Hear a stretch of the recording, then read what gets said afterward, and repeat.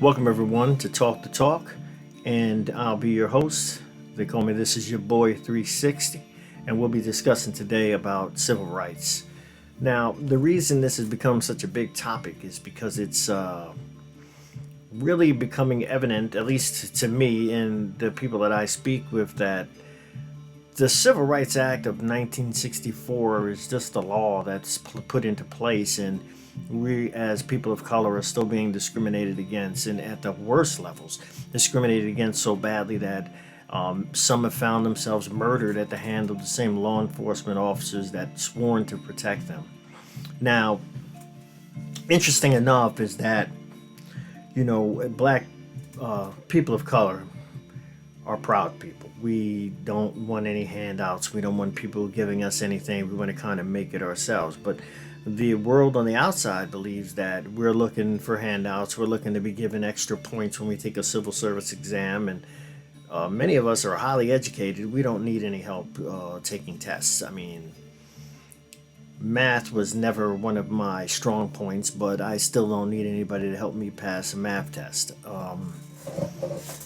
It's also becoming a major issue is the way people see people of color is prejudiced in their own mind because of the clothes we wear, because of the style of clothes we decide that we want to wear, just the way our hair is kept, the way our beards are.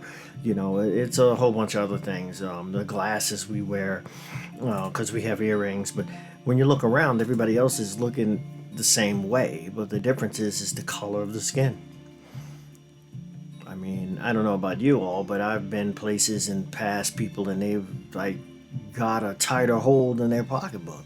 And it's funny enough, if I wanted the bag, I'd probably get it anyhow. But it's ridiculous, and we should not have to be thinking about stupidity things like that. I mean, those things are just ridiculous and stupid. It is something that we need to focus on, something that we need to place our mindset when we're talking to our children, that we want them to be proud, but then we also want them to be aware.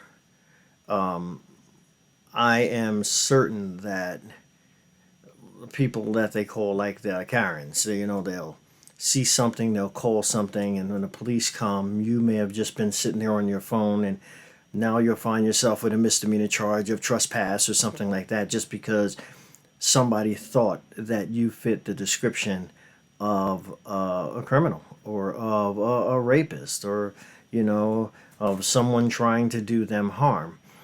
In all reality, it's people are fearful of people of color, and rather than try to get to know us, they want to make insinuations. Those insinuations have cost a lot of people some really bad times, especially at the hands of the police, of the court system. When we look in jail cells, we see there are many black men who say that they're innocent. And when they see people in jail, they say everybody says they're innocent. But there are those people that are absolutely telling the truth, that they really haven't done anything, but they were in the wrong place at the wrong time, we'll call it.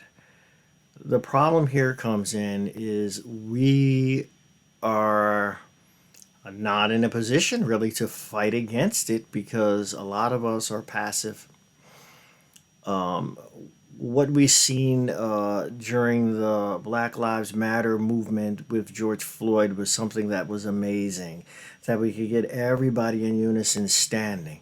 The problem is the law came in, started making curfews and shutting the protests down, and then there wasn't another avenue to take. Now, technology has brought us a long way, and we not only can protest in the street, we can protest using social media. We can protest to the point that we could, because of the massive of people that are involved, afford to put in and chip in for our own radio, our own television station.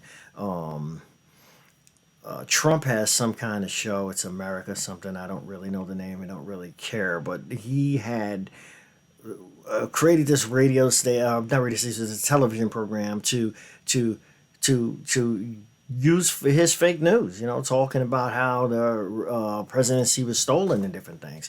But we could come and we can tell the truth and we can put it in everyone's face. And I know everybody does post whenever they see something. And, sometimes it goes viral and some of those incidents don't. But if we had one avenue and one place that we could all come together in unison where we could just load up in one particular place and everybody tune into that place and see it, that's something we can have spread throughout the world. And these type of incidents where we all stand up and we all voice our opinions is something that should be consistent. It shouldn't stop because things die down. It shouldn't stop because we're being threatened that we're going to be arrested if we're outside of the house at a certain time. But what we should do is we need to be in a position that we can find other avenues. If the law is stopping us one way, we need to be smart enough to go around the law. And I'm not saying break the law, I'm saying going around the law and use that same law to make it legal for us to do what we're going to do. And there are many of us that are calling ourselves advocates, and that's fine. But if we're going to be an advocate, we need to advocate for everyone. People of color is people of color.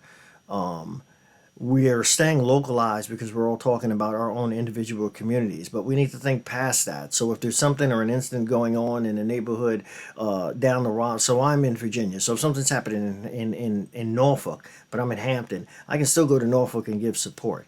I can use the resources I have and stay put and actually stream that in social media. And that's what we need to do. We need to link up with each other. We need to talk with each other.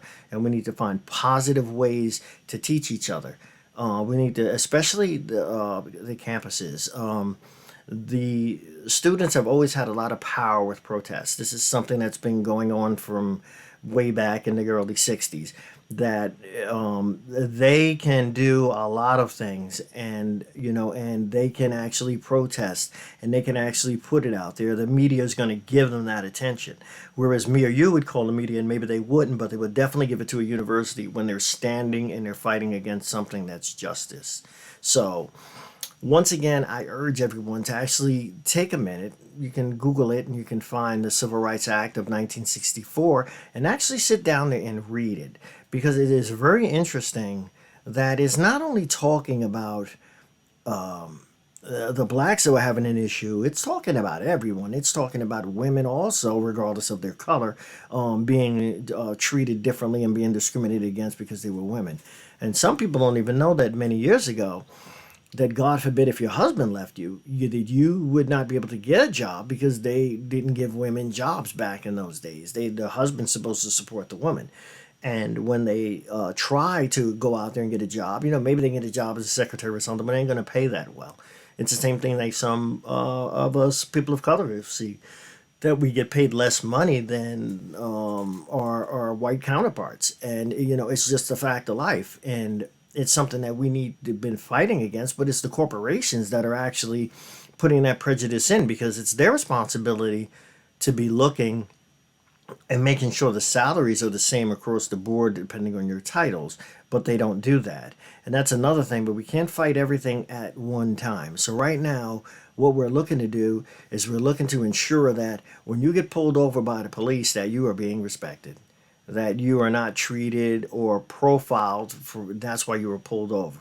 A long time ago, they used to have stop and frisk. Man, every black person in the Bronx, man, we suffered with that. Going to the store, coming out the Chinese restaurant, you're being stopped everywhere you go.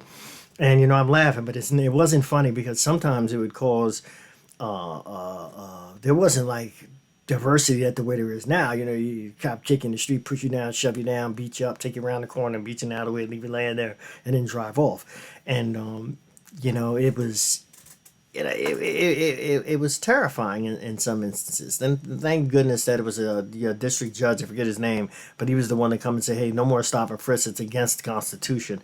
And it is. But isn't it also against the Constitution for us to be profiled, or for anybody in authority to use their power against a minority? And I know a lot of places that I worked that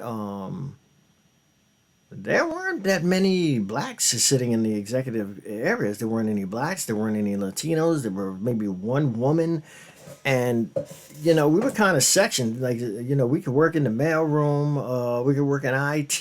There were certain things we could do, but you weren't gonna. If you were the manager like the help desk, you weren't gonna manage being of network engineering or anything like that. That wasn't gonna happen.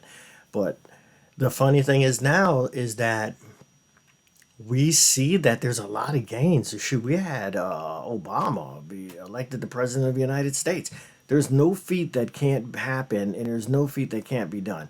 And that's what we have to keep in our mind. That's what we need to teach the younger people, that don't be so carefree. I mean, this is the thing that they're using as an entrapment.